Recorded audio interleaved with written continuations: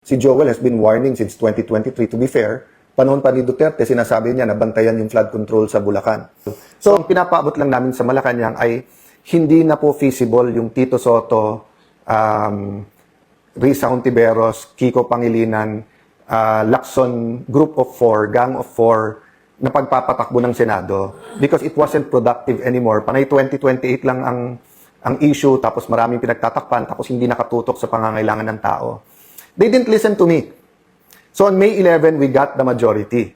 Okay? Hindi namin alam na si Senator Soto mismo, si SP, nagpapasok ng mga NBI at mahigit na 20 ahente nakakalat na sa buong Senate. That's never happened before.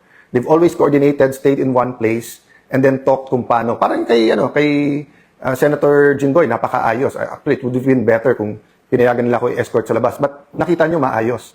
So yung May 11, in hindsight makikita nyo na po mga kababayan na May 11, set up nila yon. May 13, sila naglagay ng full battle gear na mga NBI at mapapatunayan namin, Senate premises po yon. So ang point ko po, sila yung nanggulo na nanggulo ng nanggulo, yung 11 kakampi ang Malacanang, kakampi po ang NBI, tapos pinapalabas, ako at kami ang magulo.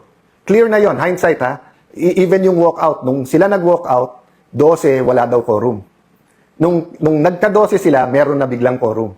Nung sinabi nila, gusto lang nila magtrabaho. Di ba? Nakita nyo naman po, hindi man lang nagbigay ng mga pangalan sila doon sa mga committee. So, paano nila sasabihin gusto nilang magtrabaho? Tapos nakita nyo, nung sinabi nila si Senator Wing ay acting Senate President, unang issuance, work from home. Nung pumasok pa rin ang mga taga-Senado, ang sinabi, alas 10, umuwi na kayo. Hindi ba katawa-tawa yun? Di ba yung sasabihin sa'yo, work, let's get back to work. Tapos yung unang i-issue is to work from home, then the next day, umuwi na kayo. 10 o'clock pa lang pinapauwi na. Kaya nga sabi ko, mag-ingat si Senator Win, kasi maganda naman future niya. Huwag ka magpagamit sa Malacanang at dun sa mga kasamahan mo, kahit binibigyan ka ng high position. I'll give you the advice that someone I really respect gave me, which is, receive, don't grab. I didn't grab the Senate presidency in 2016. I didn't grab it in 2025. I didn't grab it in February 2022.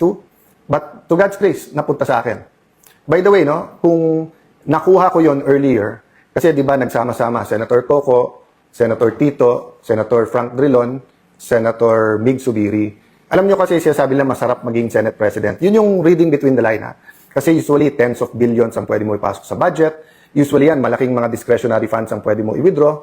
Then of course, number 3 ka. So sa lahat ng mga ahensya ng gobyerno, basically you're a VIP there. Ang daming perks po ang pagiging Senate President, So when the 4 of them says na, Alan, bumitiw ka na lang, huwag kang pumapit sa posisyon, First and foremost, nagulat ako na these personalities, especially Senator Drilon and Senator Coco, who were staunch anti-Marcos personalities, suddenly Marcos na rin, I'll go to that later, but what's my point?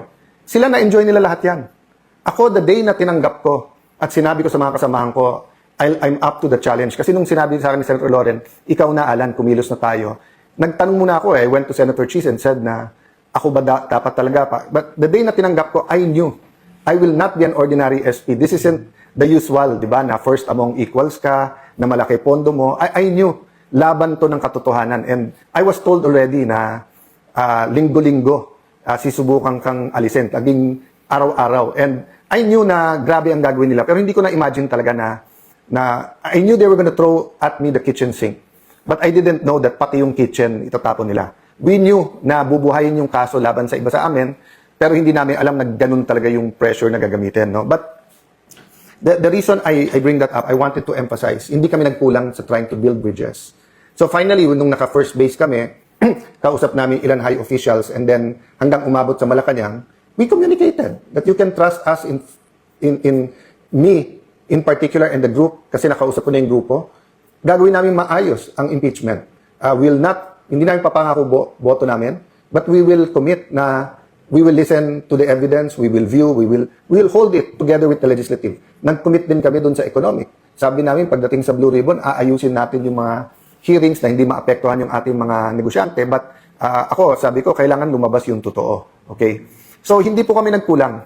So, yung 11, sa pagko-convince sa Malacanang na kalaban yan. So the problem is they kept on inching towards doing illegal and immoral things until we got to the situation we are in here today. So yun po yung yung basic context of how we got here today. But more important than the state of the Senate is the state of the nation. So let me go to that. Sabi nila po, yung hindi marunong lumingon sa kanyang pinanggalingan ay hindi makakarating sa kanyang paruroonan. Sabi nila, history repeats itself. So nung sinabing never again, nagulat tayo bakit again.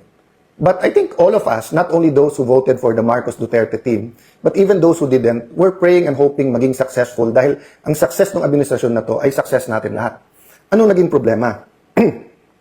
Slowly and clearly, a pattern of corruption was shown.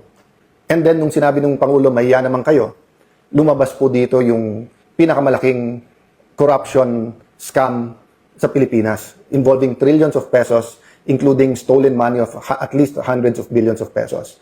By the way, si Senator Joel was one of those who first warned about it. So, kung ang sasabihin nila, paano naging Pangulo yon dahil he warned about it. Well, winar ng Pangulo, that was, I think, SONA ng 2025. But si Joel has been warning since 2023. To be fair, panahon pa ni Duterte, sinasabi niya na bantayan yung flood control sa Bulacan.